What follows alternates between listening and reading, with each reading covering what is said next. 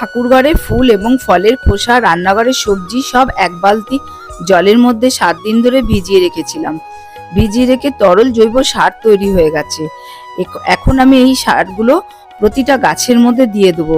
একটা বিচ্ছিরি স্মেল আসছে এই জলগুলো থেকে, কিন্তু কিছু করার নেই, আমাকে দিতেই হবে, গাছের তো খাবার দিতেই হবে।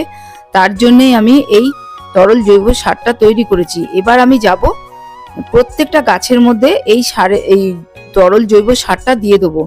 আর শীতকালে তোমরা তো জানো একটু টানের সময় মানে শুকিয়ে যায় সবকিছুই, প্রতিটা গাছের পাতাগুলো শুকিয়ে শুকিয়ে কাঠ হয়ে গেছে।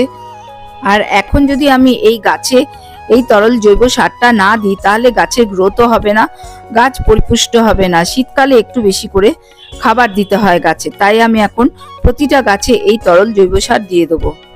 আর এই সারটা আমি 2 মাস অন্তর অন্তর প্রত্যেকটা গাছের মধ্যে দিয়ে থাকি।